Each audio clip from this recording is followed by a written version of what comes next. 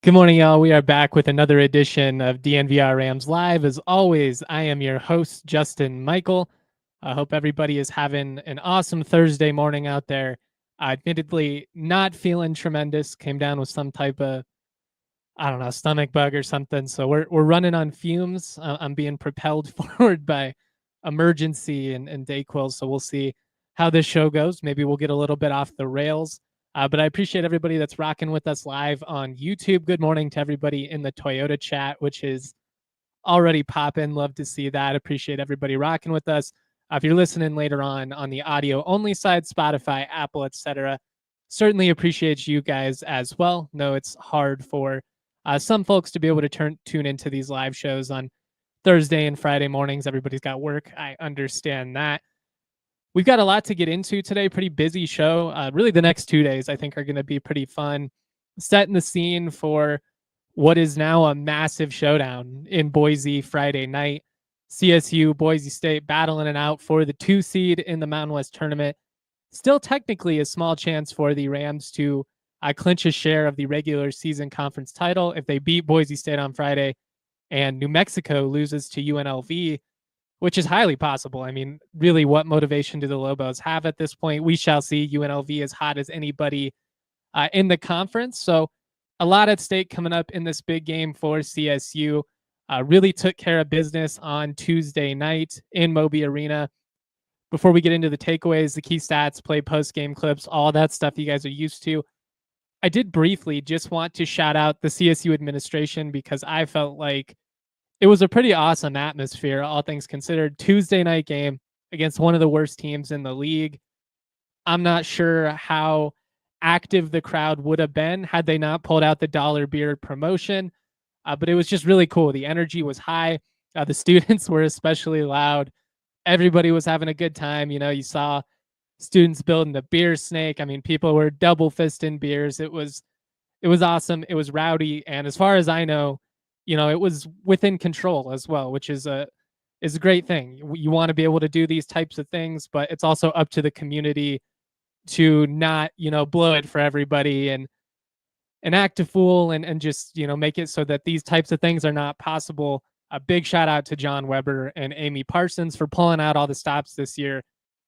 It's incredible how refreshing it is to have an administration that frankly is willing to give just the smallest amount of effort. And that's more about what was not happening before. I mean, these guys are doing everything that they can, which is awesome. But for years and years, we essentially just heard, well, what are we supposed to do? You know, we're little old CSU. Woe is me. We can't do anything.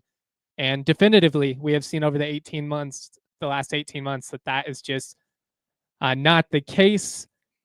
Let's get into basketball here. Big time win, like I said, Tuesday night, as Ant says in the Toyota chat, up to the 5th team out of ESPN's bracketology, past Wake Forest and Cincinnati, as well as a few others. The Rams officially on bubble watch after dominating San Jose State 83-56 Tuesday night. It completes CSU's 6th season sweep of the year and sets a new program record with 15 conference wins. Obviously have to add the context that the Mountain West this year went from an 18-game schedule to a 20-game conference format. So you do have 2 more opportunities, but the 3rd time in the Medved era that they were able to get that 14-win mark in 18 games, that was the previous high water mark, now have set a new record in the extended league format, have an opportunity to jump that to 16, which would be incredibly impressive. I know that the Mountain West is not quite as dominant as it was a year ago. We're seeing that with the success that CSU is able to have here, you know, throughout the league slate, but to potentially go 16-4 in what's still going to be a multi-bid Mountain West, pretty dang impressive after, you know, starting 5-5 and from about November 15th to December 15th there looking like it could potentially be a stretch to even finish 500. And now you're sitting here, you're in the bubble. You have an opportunity to, knock on wood, hopefully play your way into the Mountain West tournament. We'll talk about some of that as well, just in terms of the seeding. I guess we might as well just get into it now. If you win this game on Friday night, not only do you have an opportunity to potentially share a portion of the regular season title with New Mexico, we'll also take a loss to UNLV from them, but you have a chance to clinch the 2 seed, which is just such a more favorable draw on paper in terms of trying to win the Mountain West tournament. Much easier path to the title game. If you lose this game, based on how the tiebreakers are going to play out, very likely going to be in that 4 or 5 game against San Diego State. The Aztecs are not the San Diego State of old. They're not the typical SDSU brand that we're used to seeing offensively. They have these really long stretches where they struggle to score. They're just a really streaky team. They also have moments, particularly when Miles Bird gets hot, where they look really overwhelming, especially with what they can do on the defensive side. But I wouldn't say that drawing San Diego State on Thursday is the end of the world. I don't think that's a terrifying matchup if you're CSU, especially in a neutral court. But you're also very likely, if you win that game, drawing New Mexico on Friday night in a late night matchup. I do think you can make an argument that those are probably as impressive of a 2 wins that you could pick up out in Vegas. But I just inherently would like to see CSU set themselves up for success by being on the opposite side of the bracket from New Mexico. Maybe they drop a game. Maybe you don't even have to play them again. Of the teams in the league that you match up with, you probably match up with the Lobos the worst, just athletically. They have a tempo and a ceiling that I'm not sure anybody in the league can match when they're, playing their best ball. But as we've seen from CSU right now, they're playing pretty dang good ball as well. 6 straight wins. It's their, I believe, 6th win in the league slate of 20 plus points. So not only are they taking care of business in a lot of these matchups, but they're winning these games decisively. And you're climbing the ranks. You're in the mix as of this morning. 56th in net, 49th in T rank, 56th in KenPom as well, 50th in Haslametrics. They're playing as well as any mid-major in the country as of right now. It's obviously going to take a really strong finish to overcome some of those shortcomings that you had in November and December. We could play woulda, coulda, shoulda all day long. A lot of people will point to the UC Riverside loss, which was obviously a big bummer, and it hurts the metrics. To me, the bigger missed opportunities were when you're beating VCU and Washington in the second half and you let those games slip through your fingers. I mean, VCU, especially right now, would be the best win that CSU has had all season, fringe top 25 team.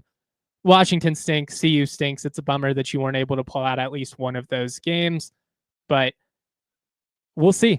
You're in a position to potentially play your way into the mix. You're at this point firmly a part of the bubble. For the last couple weeks, I've been coming on the show and essentially saying, no, they're not really in that conversation realistically as of right now, but the resume is still being written and they have an opportunity to pick up some quality wins. They've done what they needed to at home, especially really took care of business against Utah State, kicked their ass, definitive wins, over San Jose State and Nevada as well over the last couple weeks. Wyoming, although they've looked pretty rough as of late. But I've just had so much fun following this team this season. We're going to play some post-game clips here in just a second. And I think Niko Medved has had a lot of fun with this group as well. One of the things I asked him about, and we'll actually play this clip at the end of the show, but one of the things that I asked him about was just if this team was playing freer without some of the pressure that they had lingering over them each and every matchup last year. I mean, the conference was obviously just such a bear, but you're a top 15 team in November. You have all these expectations, then you struggle more than expected in the league slate. And it just felt like every game over the last 2-3 weeks had so much weight. Felt like there was so much pressure on this team, not even to succeed, but basically just not to fail after the start that they had. Ultimately played their way into the tournament. You picked up the win over Virginia. Would have been great to have gone to Dayton. I still think it's a little ridiculous that CSU and Boise State got sent there, but we're not going to do that rant again. You've got an opportunity. And I've had as much fun following this team as really I can remember. And maybe some of that has to do with the lack of expectations. I think a lot of it has to do with the vibes. They remind me of a 2011-ish, 2012, late Tim Miles era type CSU team. Maybe they're not quite as flashy. Maybe their ceiling isn't as high as New Mexico's back then, same deal. Like maybe you weren't quite at the same level as a San Diego State with Kawhi Leonard or BYU with Jimmer Fredette. And I'm mixing up the years there. I can't, you know what I mean? That general time frame. But they're a scrappy team that has a lot of dudes that are willing to fill their roles, and they just fight like hell each and every night. And especially with what they're doing on the defensive side, I think CSU could be a scary draw for anybody in the NCAA tournament. They've got an efficient offense that prioritizes sharing the basketball. They've got multiple scorers that can create for themselves or facilitate for others and are capable of getting red hot. I mean, what we're seeing from Nique, from Kyan on a nightly basis it's been huge. And, Jalen Lake's in a groove again. He's scoring 11 points a game over the last 5. Seems like he's kind of found his rhythm, doing a good job of scoring too when the threes aren't falling, putting the ball on the floor, getting some of those patented looks he likes in the paint. He's really good at that floater. But I just think this team is peaking at the right time. They're a lot of fun. Like we said earlier, Lenardi has CSU as the 5th team out of the field as of now. You're part of the bubble. We're going to play a post-game clip here of Niko Medved kind of reacting to this win over San Jose State, the growth from this team. And then after that, we'll get into some more takeaways and key stats and all that fun stuff from a decisive win over Tim Miles and the San Jose State Spartans. Great night tonight. Really proud of our guys. I think it's really cool anytime that, your seniors can go out like that and, get an opportunity to get the ovation at the end of the game. I still have this memory. I'm trying to get the seniors out of the game. Next time I look around and Bowen's on the ground, and I'm like, oh no, is there, did he get hurt? That would be brutal. And then, of course, he walks up and he's got the blood on his face. I'm like, actually, that's pretty fitting. You know what I mean? Because that just kind of exemplifies his year here with us. But great day for those guys to do that. I believe I have this right. 15 conference wins is a school record. And just to reflect again on where this team was at in the middle of December, and then to think that they could set a conference record for wins is pretty remarkable for this group. And so really proud of them. Great way to end the home regular season, and we're on to Friday. Is this your staff's most impressive coaching job to date? That's for others to judge, right? I mean, I don't know. I just got great guys, Justin. I mean, they're just, a mentor of mine told me once when I first became a head coach, he said, Niko, the first thing you learn is you got to have a group of guys you can lose with first. And I kind of did, but I didn't really understand what that meant until I became a head coach. But what it really means is you're going to have adversity. And this group, right, when it wasn't going their way, you got to have a group of guys that you can go through that with and that are going to continue to buy in and fight and grow. And that's what they are. And because we had that, they were able to turn it and win. And so the credit goes to those guys. They're the ones who do the work and stay with it and buy into what we're asking them to do. And so they deserve all the flowers. Was there a moment or game where you kind of felt like, okay, like there's a corner being turned here? It's hard to say. I mean, obviously us winning at Nevada before Christmas was a huge win for us to go and get that against, one of the preseason, top teams in the league. And, we kind of had a hiccup after Christmas. But, honestly, when we went to San Jose State on New Year's Eve, it was kind of the last game of 2024. And we had a huge win.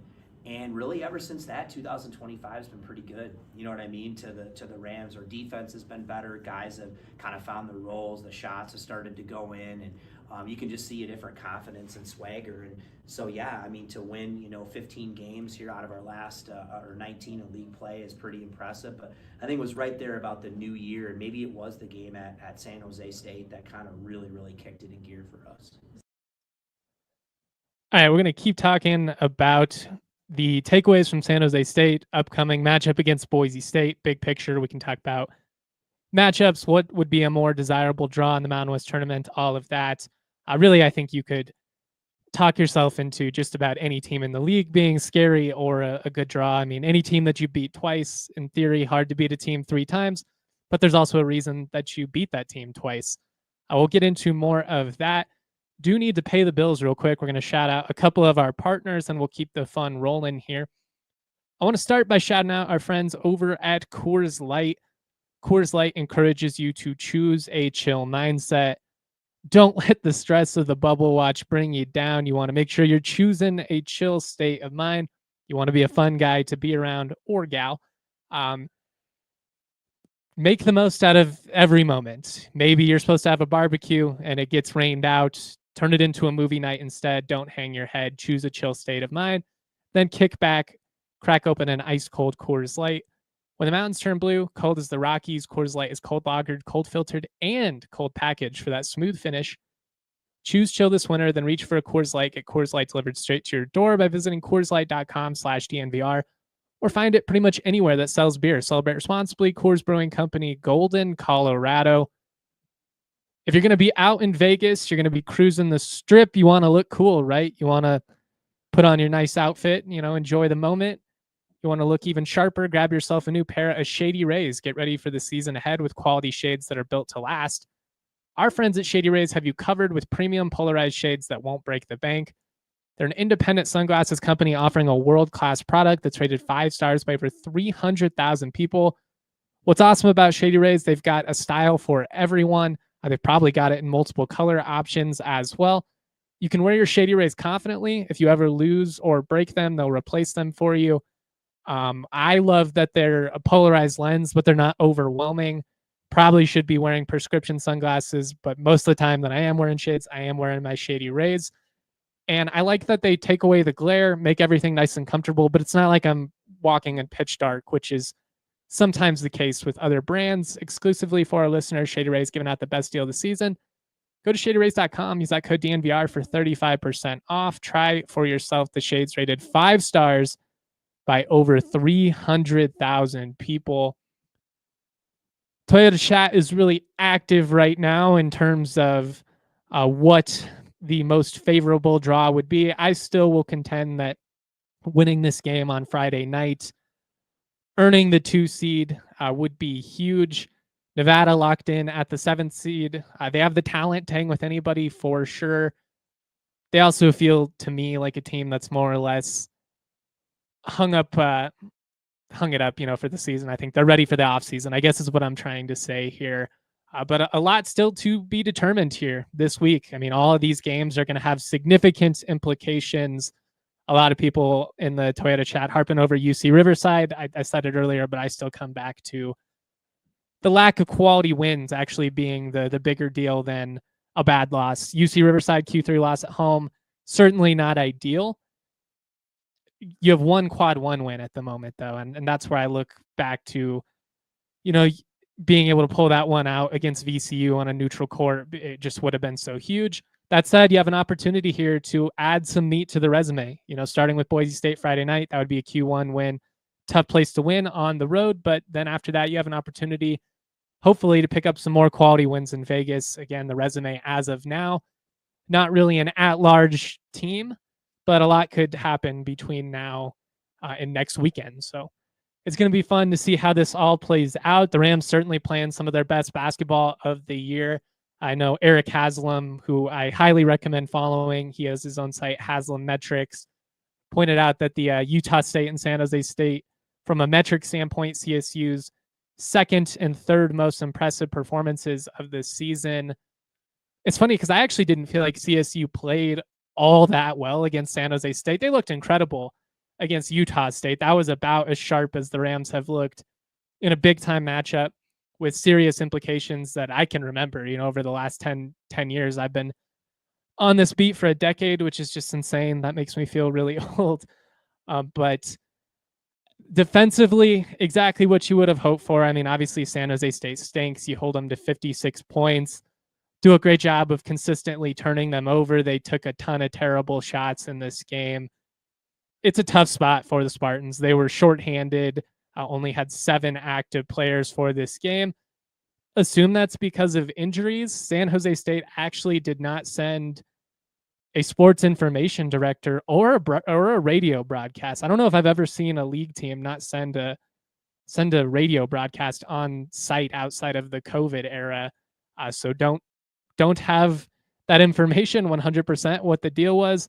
But on a night where you're playing a team that is worse than you and is shorthanded on top of that, CSU took care of business. They really stepped on the throat, in particular in those first 12 or so minutes outside of halftime. I mean, you had a 12-point lead at the break, which all things considered, you felt pretty good given that the offense was a little shaky in that first half. Felt like they had 2 or 3 opportunities in transition where they turned San Jose State over, and a 2 or a 3-on-1 ended up with a bad shot the other way and an opportunity where you didn't capitalize. The Rams did a good job of running on San Jose State in general, and I do wonder if that was kind of a point of emphasis. I meant to ask about it post-game and just drew a blank, admittedly, but it felt like that was part of the plan for CSU in this game, knowing that San Jose State was shorthanded. We're going to try and run them early, get gassed. They certainly looked gassed by that second or third media timeout. They didn't have a ton left in the tank, and if Aduje is 3 of 11, they're not going to win pretty consistently. He's a guy that's got to go for 20 plus for them to realistically have an opportunity. Extended that 12-point lead to about 24 over the first 12 minutes or so in the second half. CSU led by as much as 36 in the second half. So this had an opportunity to really get out of hand. In garbage time late, San Jose State closed the gap a little bit, ended up, bringing the deficit within 30 at least. There was a period in the second half, like late in the second half, where San Jose State had more turnovers than made field goals. They ended up finishing with 21 made field goals after going like 6 of 6 over the final 4 minutes there. They finished 6 of 8 from the floor to even out those numbers a little bit, but 21 made field goals versus 17 turnovers. That's kind of the what you need to know in terms of what went wrong for them in this game. I was trying to the tail of the tail or whatever. You know what I'm trying to say?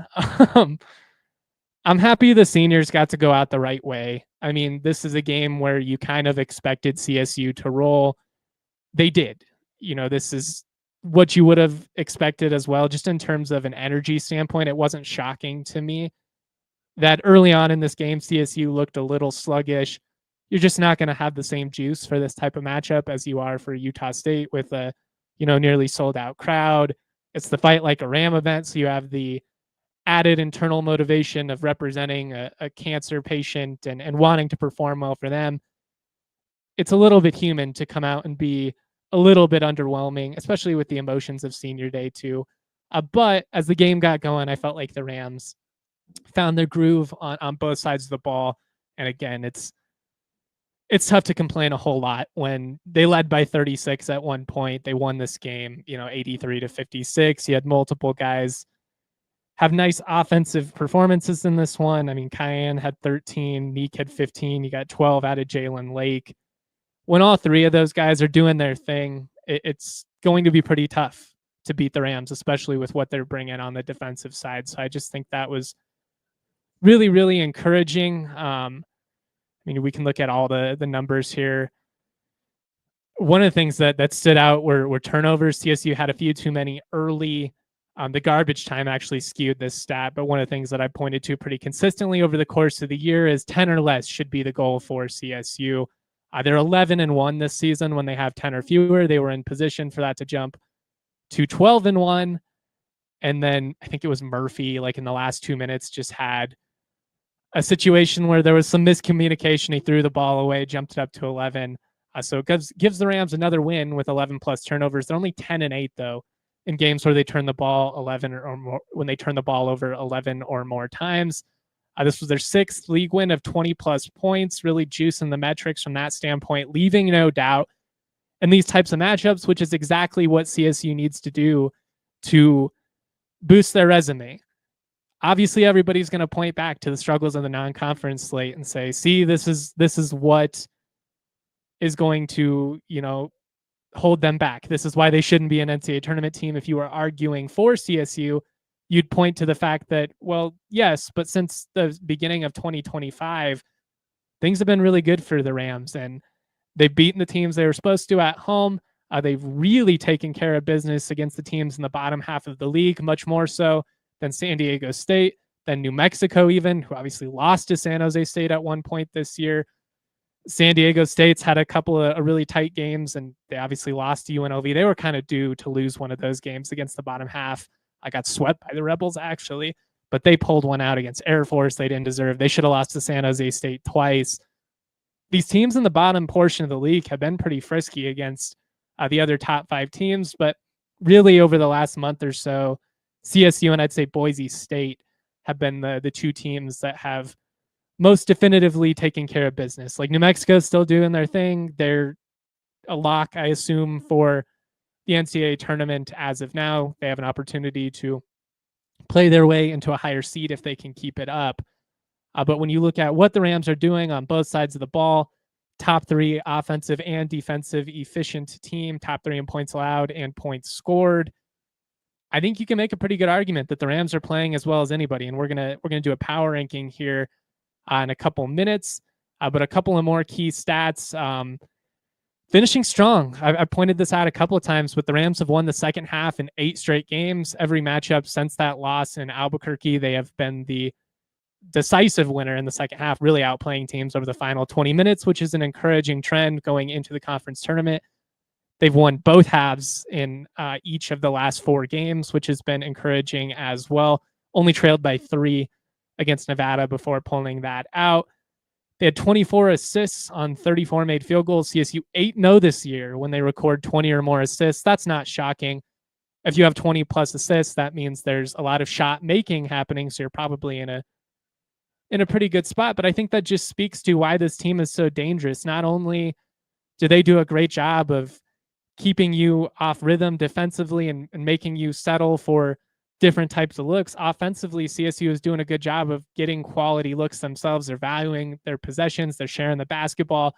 Yes, Nique is doing his thing. Yes, Kyan Evans has been incredible. Kyan has averaged 14 points per game over the last 9.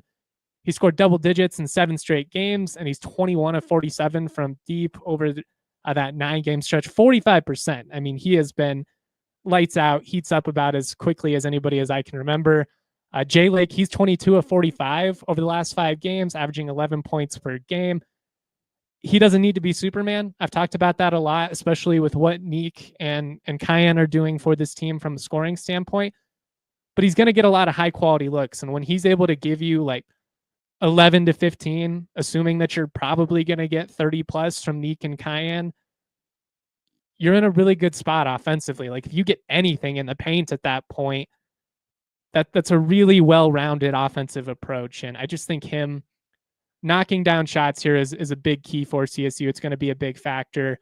If they're going to be able to sustain this success, but really playing quality basketball right now, like I don't think it's worth going over and over, every little stat. Again, this is a game you should have expected to win, but you've trailed for a total of 11 seconds over the last 80 minutes, really have been the better team for 6 straight games. I mean, obviously you've won those, but I just mean it's been a long time since the Rams have had a period of more than like 5 minutes or so, or you've been really frustrated with the performance. They've just been really consistent on both sides of the basketball right now. And again, I just keep coming back to this team struggled, and it's why they have got an uphill climb to reaching the NCAA tournament. But I think if you put a knife to the back of any coach in the league right now and you were listing the teams that you don't want to come up against, yes, New Mexico is an easy answer. But I think it's like CSU, Boise State, and UNLV are the 3 hot teams right now that could potentially really ruin somebody's day out in Vegas in the Mountain West tournament. I'm really looking forward to being there. I think it's going to be as open as it's been in a couple of years. I think there's an opportunity for 4, 5, 6 teams to win. Seeding does matter, but at some point you're going to have to go through at least one of these other top 4 teams, if not 2 or 3 of them. And that's why Niko has talked a lot about not fixating on the standings. It's out of their control. And ultimately, if you're going to win, you're going to have to beat a couple of good teams anyways. But, as a content creator, I'm obviously going to lay out all the scenarios and hope for the best possible draw and give CSU the most likely path to the NCAA tournament, because I think this team is good enough to win a game or 2. I really do. Like if they got the right draw, I very much could see a world in which this team is a Sweet 16 team because of what they do defensively, because they rebound well, because they have multiple guys that are able to score, and because they've figured out their rotation. Like I don't know if their ceiling is on par with New Mexico or some of these other teams who, when they get hot, they just bury you. But I mean, if CSU shoots the ball, even in between, like how they've shot in this win over San Jose State and the game against Utah State, the Rams are pretty damn dangerous themselves. So we're going to keep talking about this. We do need to take another break real quick. Shout out a couple of our other partners. If you've got questions, comments, throw them in the Toyota chat. We will get to as many as we can at the end. I want to talk to you guys about Mando. Nobody is treating men's BO better than Mando. It's a men's deodorant brand that's hyper-focused on keeping every aspect of a man's body smelling fresh and clean. And they mean every aspect, guys. They're not just talking your traditional underarm deodorant. You can put this on your balls, your butt, your belly button, your grundle. Learning new terms doing these ad reads. They've got scents that are geared towards men like bourbon leather, cloverwoods, or some of my favorites like Mount Fuji and Pro Sport. It was created by a doctor who saw firsthand the way that men's BO was being mistreated, misdiagnosed. It's scientifically proven to work better than a shower with soap alone. Mando Starter Pack is a perfect way for new customers to check it all out. It comes with solid stick deodorant, cream tube deodorant, plus 2 free products of your choice. You could get the mini body wash or deodorant wipes. You're going to get free shipping on top of that. As a special offer for our listeners, new customers get $5 off a starter pack with our exclusive codes. That equates to over 40% off your starter pack. Shop DNVR at shopmando.com. That's shopmando.com. Again, use that code DNVR. Please support our show. Tell them we sent you. Smell fresher, stay drier, boost your confidence from head to toe with Mando.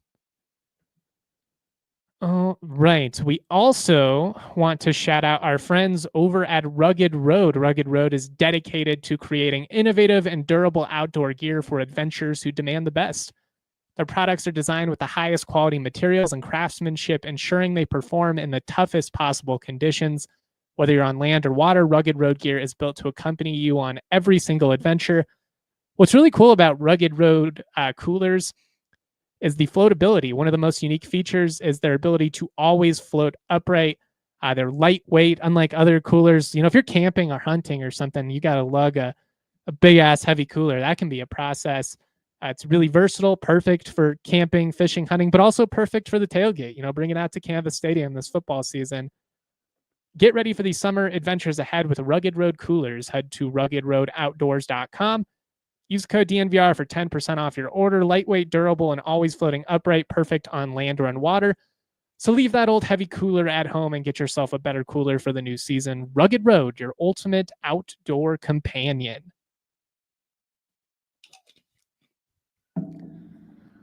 All right, let's play a clip here of Jalen Lake and Kyan Evans kind of reflecting back on the season. They talk about the journey of this team over the course of the year, and Jay Lake also kind of gives some insight into his career, the only 4-year senior on this team. He actually reminded me post-game of an interview I did with him back during COVID when he was still coming out of high school. It's crazy to me. It's been 4 years already. I'm to the point now where I've covered like 5-6 different cycles of players, the 4-year guys becoming much rarer these days. There have been a few in particular that I've gotten to know pretty well over the years. Nico Carvacho, Isaiah Stevens, those are my guys. Jalen Lake has always been tremendous. He's always been gracious and humble. And one of the things I've really appreciated about him is he's just been such a team first guy. He's pretty highly touted coming out of high school, plays as a true freshman, hits a couple of threes in that NCAA tournament game against Michigan. Everybody kind of expects him to be the man moving forward, starts as a sophomore, but then comes off the bench his junior year, is willing to put the team first, battles through injuries, was really hot out of the gate this season, has had some struggles, but seems to have found his groove again offensively. And I'm going to miss covering him. I'm going to miss covering this team as a whole. So I'm selfishly hoping this run goes even longer just so we have more basketball to talk about. I'm having so much fun covering this group, and this is definitely one of my favorite times of the year. But here is Jalen Lake and Kyan Evans postgame kind of reflecting both on the last couple of years, their respective growth and what's clicked with this team really in 2025. Like to play your last game at Moby, especially being today with the win? Man, it's emotional. Definitely hit me today. I didn't think it was. I was just trying to take it one day at a time. But just when I saw the crowd out there and seeing everybody and the fans, I mean, this 4 years is special, and it means a lot. And I've grown so much, not only on the court but just off the court as well. And just it's a family environment, and these guys and the teammates and the coaches have helped me in so many ways. So. What stands out the most to you about this season and just kind of this journey you guys have been on? This season, I mean, I feel like I heard both say it too, that this is probably one of the most rewarding seasons, and for me as well. Just where we were in the beginning of the year in October and November and December to now. I mean, just the growth that we had, and we stayed resilient through it all. And I mean, I remember going into Christmas break, and Coach Medved, he was like, these are the days where teams make the biggest jump and have the biggest growth, and we really took that to heart. We just took it one day at a time and just got so much better. So it's been great. If you think back, the CU game, Yeah. is this even the same team? No, I don't think so at all. I mean, I think we're so much connected as a team. We just really starting to trust each other, and it took a while for guys to really just buy into the roles and just figure out the roles as well. So yeah, I mean, it's a totally different team from now. Kyan, what's the senior day for mean for you? With guys like Jalen, Nique, they spent a couple of years with. Yeah, it was an emotional day just for everybody, just knowing that this is the last time that, even for the whole team, that it's just the last game here at Moby. So last time we're gonna suit up together. So we want to go out on a bang, and then just to speak on Lake. I mean, he was kind of the guy that got me here. He was my host on my visit. So just to send him off with the win was big for me.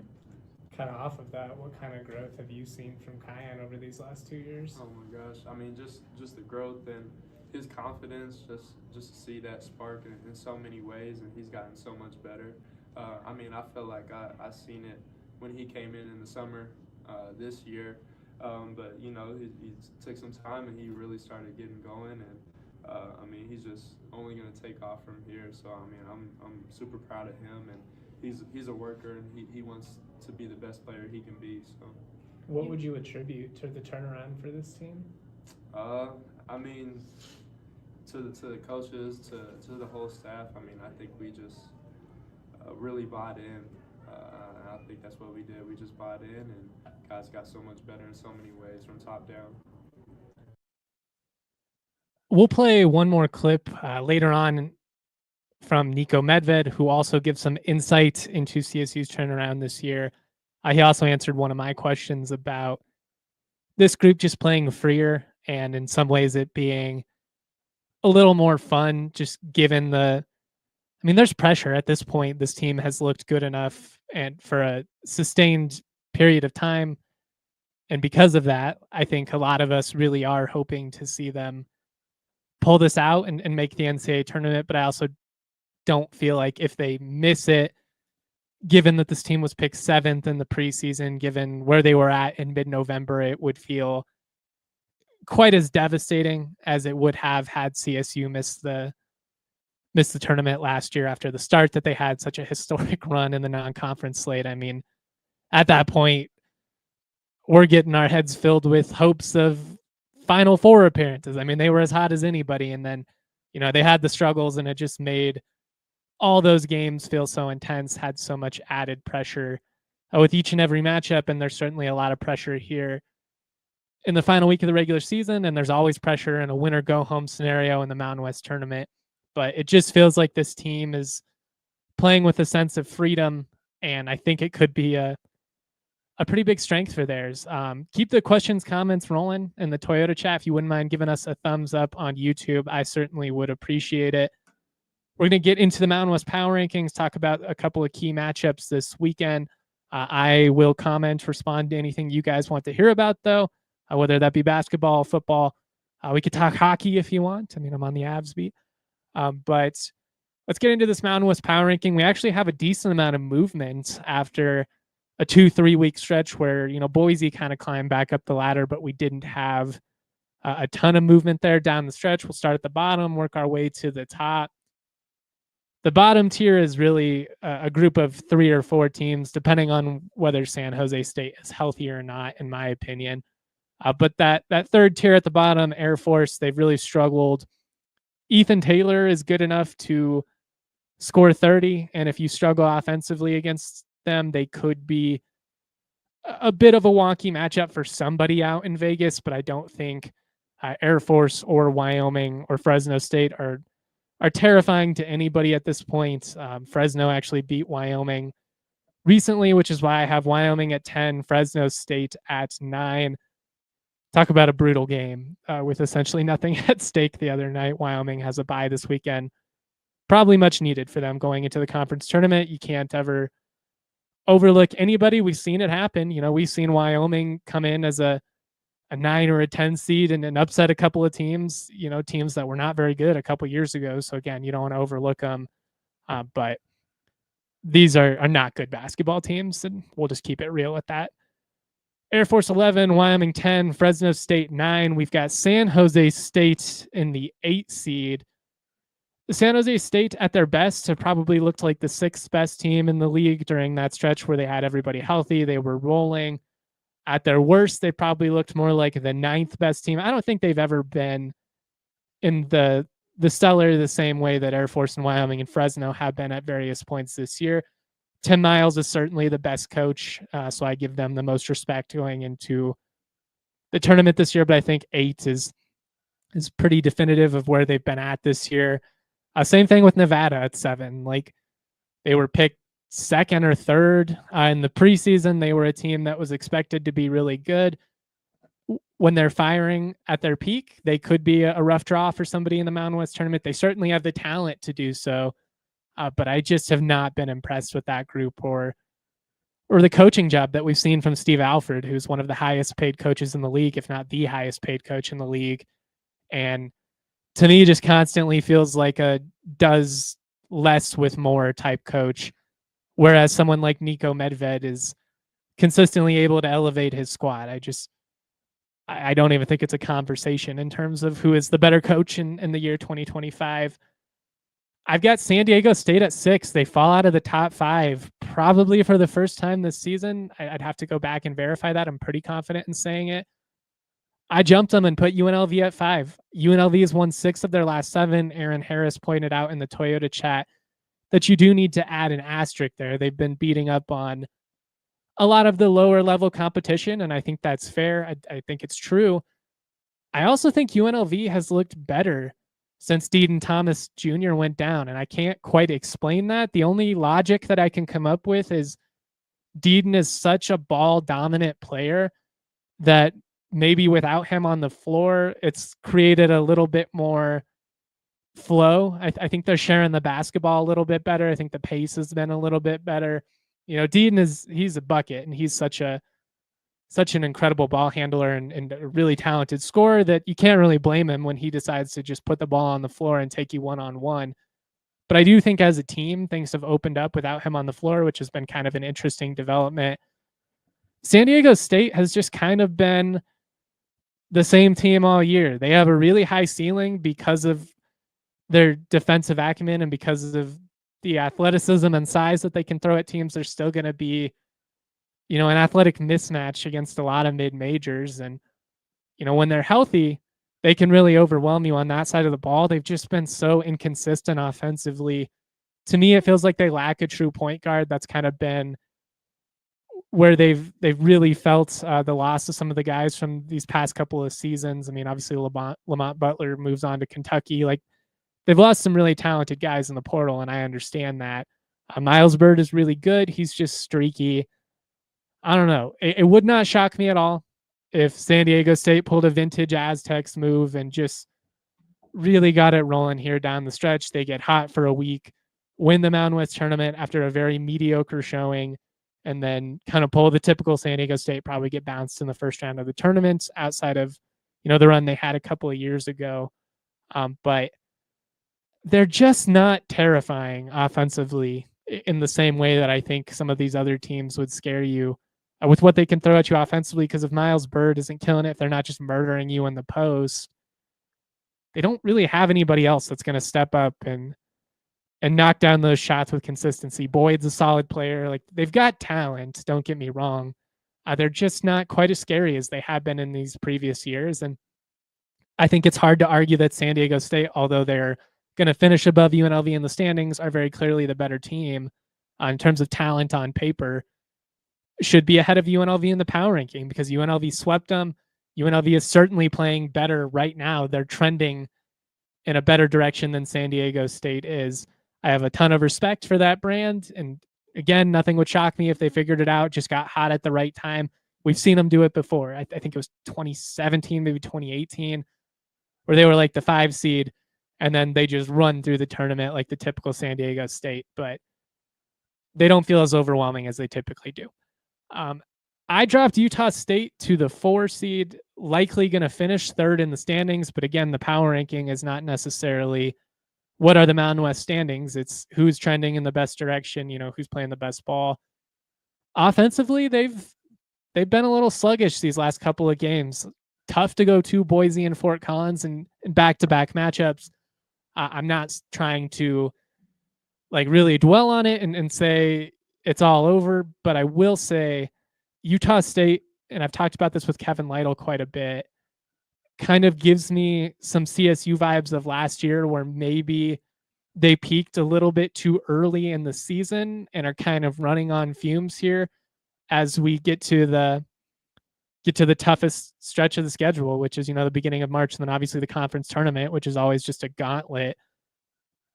I think they are certainly capable of turning it on. And offensively, I mean, you look at the metrics, like when they're on, they're as good as anybody. They can overwhelm you with the multiple guys that can get it going from deep. Ian Martinez, Falslev, both in the conversation for all conference recognition, probably only Martinez at this point, although I actually would have argued Falslev over him about a month ago.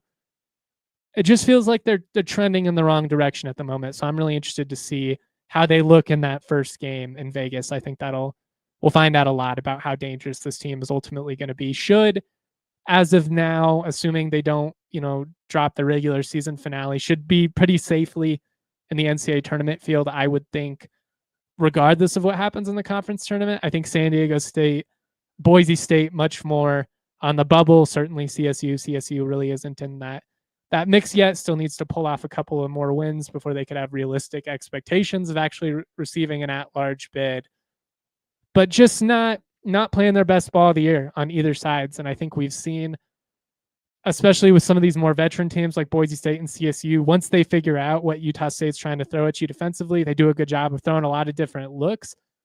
But it can be, and that can be overwhelming early on. But once you kind of crack the code there, feels like some of these teams with more veteran offenses have really been able to get whatever looks they've wanted against Utah State, whether you look at the last 3 halves of basketball CSU has played against them, what Boise did in their last matchup, New Mexico in both of their matchups. They can slow you down, but once you get it going, I'm not sure they're quite as solid defensively as the numbers maybe made it seem like they were earlier in the year. I've got Boise State at 3, CSU at 2, basically playing on Friday night to decide how these power rankings are going to be determined. Going into the tournament, it's obviously going to have massive implications on the conference title race as well as the seeding out in Vegas. This is a game that, in terms of at-large candidacy, both Boise State and CSU really need to win. I don't really think either team can lose this game and realistically expect to get an at-large bid. Obviously, you still have the opportunity to win the auto bid by winning the Mountain West tournament. I just don't think either of them are going to get the benefit of the doubt, given the lack of meat on their bones. Boise did have a couple of nice wins in the non-conference slate. Struggled a little bit more at the beginning of the Mountain West portion of the schedule, but they're certainly looking hot right now. And I think the scariest thing about Boise State, and we'll go more in depth tomorrow morning on this when we really preview the matchup, is not only is Tyson Degenhart doing his thing, and he's going to be a monster. It's going to be senior night for him, a lot like Isaiah Stevens at home last year. That's one they're going to want for him badly. Should be a pretty epic crowd. But what scares me about Boise State at the moment is they've I'm trying to blank on his name. They've got a sophomore shooter or a freshman that's really got it going. Meadow, that's the sophomore. He's got it going of late as well. After kind of a sluggish start, he was projected to be their next homegrown star. Omar Stanley, after essentially being invisible for 2 months, has all of a sudden figured things out for them. So they're a really tough matchup. And I think this game on Friday night is probably the two hottest teams at the moment. New Mexico has the best resume, but I think Boise State and CSU have been the most consistent of late. But obviously, New Mexico comes in with the one. They're the top seed. You can't even really argue it based on what they've done against everybody else in the league. But injuries have been a factor with some of these teams. New Mexico, San Diego State. We'll kind of see how much juice they're able to have here as they go into the NCAA tournament, because they've had great years, but that's the toughest part about the college basketball season is it's just so long. And then you put yourself through the ringer in the conference tournament. Like, I just think back to how dead CSU was by the time they played multiple games in Vegas and then had a really short turnaround. Going to Dayton most certainly didn't help, having to play on just a couple of days rest after everything you had been through. And then you go to Charlotte, they just ran out of gas. And I think we've seen that at times with San Diego State over the years. That's actually been one of the things we've seen their fans debate at times in some of those more dominant years. Is it actually worth it to win the Mountain West tournament, given how much energy that you have to exert in order to do it? It's one thing when you have to win in order to make it. Like New Mexico last year had to go 4 for 4 in order to make the tournament. Without it, they're NIT bound. This year, you've got your at-large bid locked up, and while you might be able to play your way into a higher seed line or two, which is certainly a big factor, the draw that you get in the opening round is a massive factor in a Mountain West team being able to make any type of run in March Madness. But that is one of the things I'm going to be interested to see is how does New Mexico play this out? Do they have them? Do they want to win the Mountain West tournament for a second year in a row? Yeah, but are they dying to do it? We shall see. And I think we're gonna learn a lot about that group and kind of how the locker room is clicking. I mean, one of the tough things too about success and being one of the top teams in the Mountain West is it also leads to coaching rumors. I've already had a couple of people tag me in national articles talking about Niko Medved as a candidate to jump up, and all I'll say to that is that's always going to be the case so long as Medved is here, so long as they are winning like they have been. I mean, 5 20+ win seasons in 6 years. He's always going to be a guy that gets floated. I also don't think he's a coach that's just going to leave for any gig. Like, it seems, at least based on all the reports, that Richard Pitino is pretty desperate to get back to a high major program, and maybe is even willing to take a gig that's not tremendous to do so. I know Utah, I think it was Larson, they announced a NBA assistant as their next head coach, kind of pulling a BYU with their move there. But I'm interested to see like how it plays out. I'm interested to see what their chemistry and body language is like. Do they look like a team who knows their coach is gone? As of right now, I would assume that Pitino gets offered a big gig, whether it's one that he wants. I've read he's in the running for Florida State, which again, I don't know if in 2025 that's actually that great of a gig. Football first school, the gap of resources compared to, like the North Carolinas and the other top programs in that conference.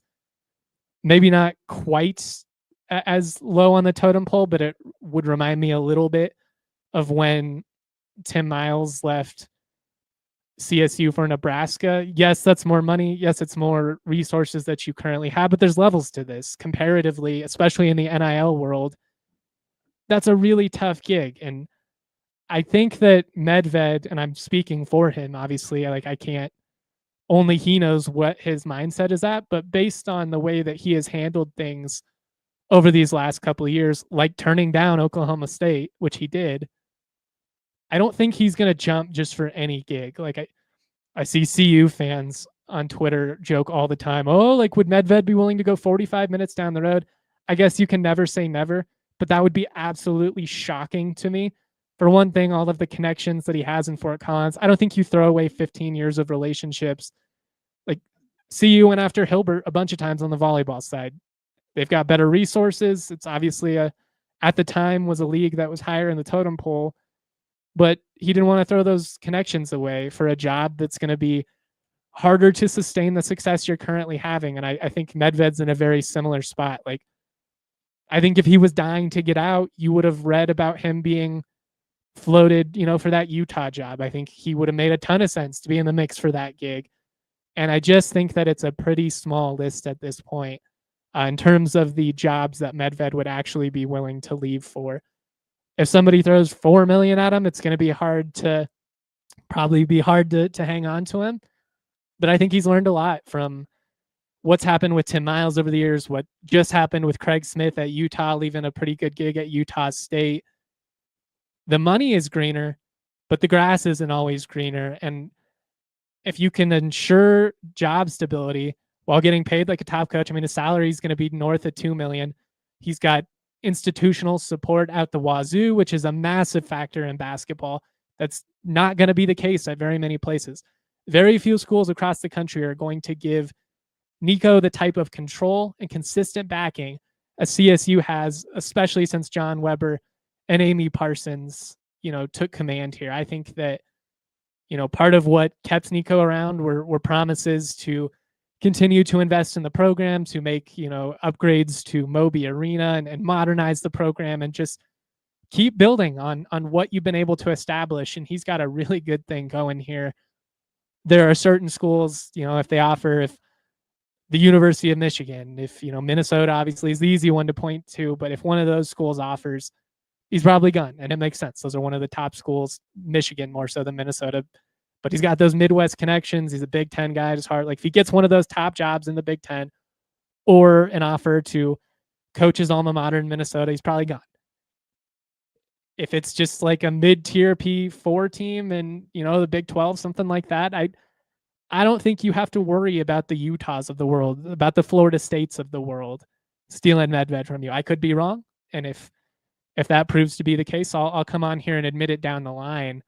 But I think what's exciting and what makes this run a lot of fun right now is not only do you have a chance to play your way into a third NCAA tournament in the Medved era, but the outlook of the program is really bright moving forward. You feel really good about what's being built here with Kyan Evans and Jalen Crocker-Johnson. And as far as I've heard behind the scenes, everybody feels pretty good about their ability to retain those guys going into next year. Things can change quickly. A big school might come in and offer $300,000+, and at that point, going to be pretty tough. But we're going to play a clip here of Niko Medved talking about CSU's turnaround, playing with more freedom, and then we'll get on out of here. Sixth sweep of this season, was that something into the new year does that kind of bolster you going into the last game of the season before you head to conference? I don't know. That's a great. I don't even really think about it, that way. I know it sounds like such a shit, but I think one of the things that's been so good about this team is we haven't really looked at the standings a lot. We haven't really looked at net rankings. We haven't really looked at large bid. We've just kind of focused on the next thing, and that's really what we're doing. And I know everybody's probably watching this. I told the staff to turn it off in there because it's like, we got no control over that, right? It'll be what it'll be, and Friday will be a big game no matter what. Can you allow yourself to be pleasantly surprised by the transformation and where you were, like say at the CU game to now, and as well as you're playing?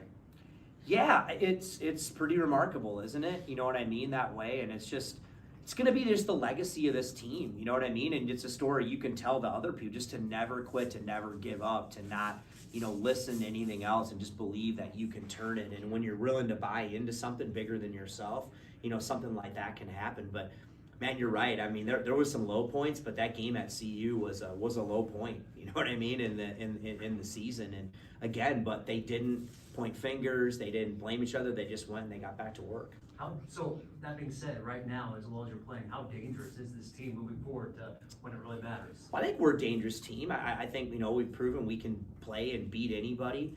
But there's other teams that feel the same way. You know what I mean? And so we're not alone in that. There are a lot of teams. This team we're going to play on Friday is playing as well as anybody too. And so, we're playing well. So are other teams. I mean, this last game and then into the conference tournament and postseason, it's going to be a battle. And I don't even know how much seeding really even matters. I mean, to be honest, you get one of the top 5 seeds. I mean, I think we're guaranteed that. You're going to have to play everybody anyway, right? So no matter how the seeds go up, if you're 1 through 5 or whatever it is, you're going to have to earn it there in Vegas. Do you think that kind of one game at a time, one day at a time mentality will really help you going into conference in Las Vegas? I hope so. I mean, that's, kind of we've done a really good job of that. And, now when you get to Vegas, it's survive and advance, right? You lose and you're out of the conference tournament. And so, but again, all we're really worried about is we get up tomorrow and we'll do it, and we'll try to figure out how to get ready for Boise on Friday. I know you always preach just control the controllables and don't fixate on the standings, all these other things that are out of your control. But in some ways, has there felt like there's been less stress? It felt like every game for the last 2 weeks of last season, given what was at stake, everybody's talking about it. This team feels a little freer. I think that's a really good point. It's interesting. You look at last year, we got such an unbelievable start. We're 13th in the country. Everyone's talking about us. And the league was such a bear last year. And every game just feels like it's the weight of the world. And I agree. I think this team just kind of let that go. They just kind of let that go and just started focusing on what they could control. And I think that's been kind of refreshing to not really look at all those things and just focus on what you're doing and staying in the moment. I think it's helped the team and probably helped coaches too. Do you think that? All right, we're going to get out of here. We do have a couple of questions in the Toyota chat that I want to get to. Eric has a couple of questions in here regarding CSU and being considered for the NCAA tournament. He asks, why aren't they getting more of a look right now? Really, it just comes down to what happened in the non-conference slate, whether it be the UC Riverside loss or missed opportunities against Washington and VCU, and really of a stinker of a performance that they had in Boulder. There's 3 or 4 games there that you could point to that you just really wish you could have back. If you had 2 or 3 of them back, it's a completely different conversation. I think CSU is comfortably in the field at that point, but they have an uphill battle here to kind of make up for a really sluggish start to the season. Reynard says, respect for the Mountain West has been real low this year. Only 1 or 2 will be invited to the big dance this year. I feel pretty confident saying it'll be a minimum of 2. I think it'll be 2 or 3. 4 feels like maybe a little bit of a long shot, depending on what happens with the auto bid in Vegas. New Mexico and Utah State feel pretty comfortable as at-large bids right now, I think, regardless of what happens in Vegas, they're in. But you've got San Diego State, Boise State, CSU all kind of sitting there. Realistically, I think at least 1 of those 3 gets in, if not 2. But I would be shocked if it was not at least a multi-bid league for the Mountain West. But beating Boise State is obviously going to be huge, as Reynard says in the Toyota chat. So shout out to everybody that's been rocking with us this morning. I'll be going live again tomorrow morning, 10 a.m. Mountain Time, YouTube. Really previewing in depth that matchup with Boise State. Maybe we'll talk a little bit of spring football as well, which is right around the corner. So much love to everybody in Ram Nation, y'all. Much love. Peace. We all silly like the mayor.